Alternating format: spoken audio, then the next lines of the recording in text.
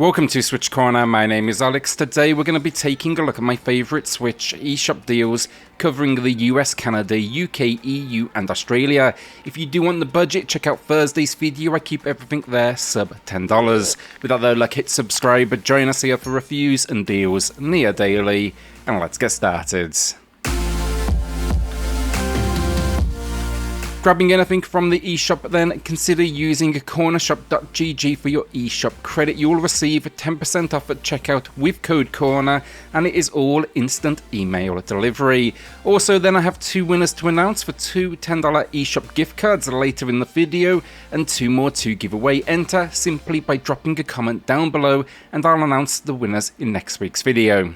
Bugsnax then to kick things off, it's a new low here, 25% off. I really like this one. I played it originally back at launch on the PlayStation, and then I jumped over to the Switch build and reviewed it here on the channel as well. I've linked that in the pinned comment down below, but it's a respectable port. It looks decent, there's a few frame rate wobbles, but nothing that impacts the game.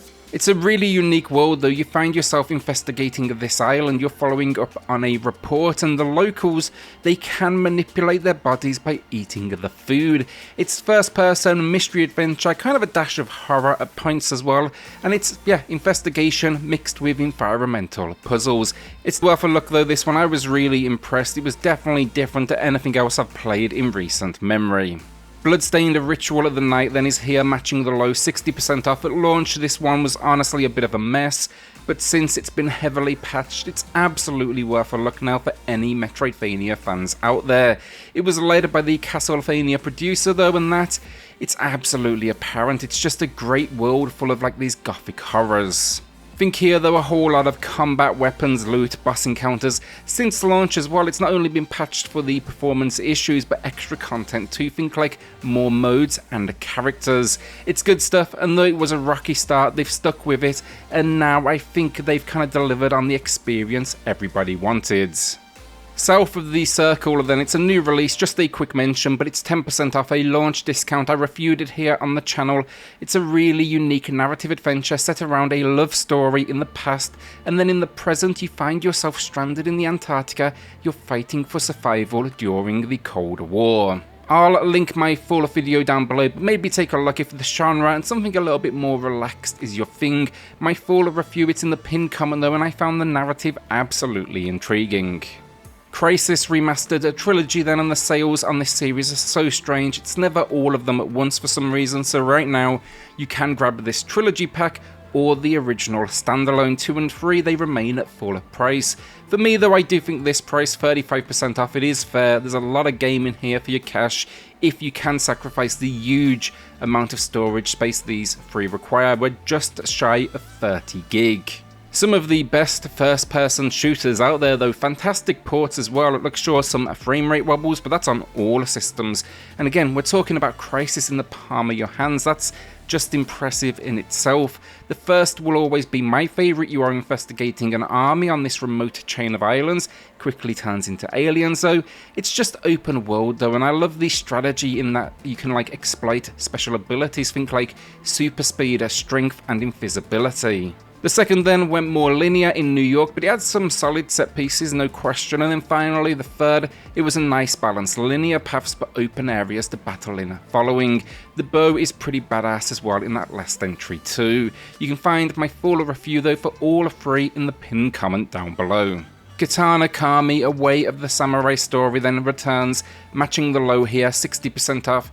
Now I'm sure we will see this finally hit under $10 soon, but I like this. It's a pretty simplistic dungeon crawler with that kind of Way of the Samurai spin. Basically though, you're investigating this location when you come across a blacksmith. His daughter has been taken, he owes a debt, and she is being held as collateral for repayments. You will help him in the day though, think working the shop, exploring a small area, but at night then you dive into what is essentially a mystical dungeon and grab up as much loot as possible to forge better weapons and raise those funds. It's isometric in design, the combat is fun though, the risk and reward is entertaining as you push from floor to floor, and reviewed it here on the channel a good while back. It is linked in the pinned comment down below. Eiyuden Chronicles then, it disappointed. It's acting as a prequel to the upcoming 100 Heroes, a more traditional JRPG and spiritual successor to the Suikoden series. This prequel though, the idea is it's introducing a small amount of the cast characters and it's actually side-scrolling. You've been tasked with completing quests to rebuild this town. It's all action combat though, you can freely switch between different characters, each with their own unique skill set, and there's a dash of platforming in here as well. I just found the loop repetitive. There's just not enough variety in the locations, so it feels like a constant flow of back and forth. Now you may be wondering, why am I mentioning this game? I still had some fun with it, and some argued they should have just stuck with 100 Heroes, but I disagree because the release, it led to the announcement of 100 Heroes getting a release on the Nintendo Switch, so in my eyes it was absolutely worth it for that reason. It's 20% off though, it's matching the lowest budget and you'll get a good 10 or so hours of gameplay in here, so it's definitely got that bang for your buck. I'd just maybe I'd probably just play small snippets at a time. If anything, don't force yourself into long sittings. I'd also say watch my full review, it's in the pinned comment down below, and just kind of temper those expectations going in. Moon was one then I picked up in a sale and not long after the launch. I'd wanted to check it out, I got a decent enough discount. Wasn't quite this good though, it's a new low 30% off.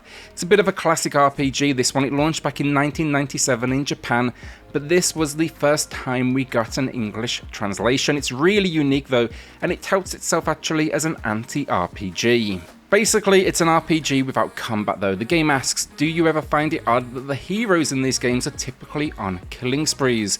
Well, here we are in a place called Moon World and we are seeking the moonlight. Our enemy is actually the hero who is currently slaying innocent animals. You instead will save them and restore love. Really interesting game, somewhat hard to explain, but I would say check out a full review, definitely comes recommended.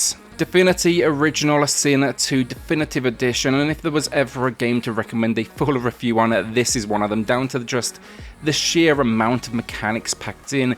Incredible game though, and a great port as well here. The gameplay though, it's an RPG, it supports up to 4 players, that's wirelessly or online, and you'll have 5 races and 6 characters to choose from before setting out on this quest. The AI partners though here, they work fine, that's what I rolled with, and it's really exploration and then tactical combat.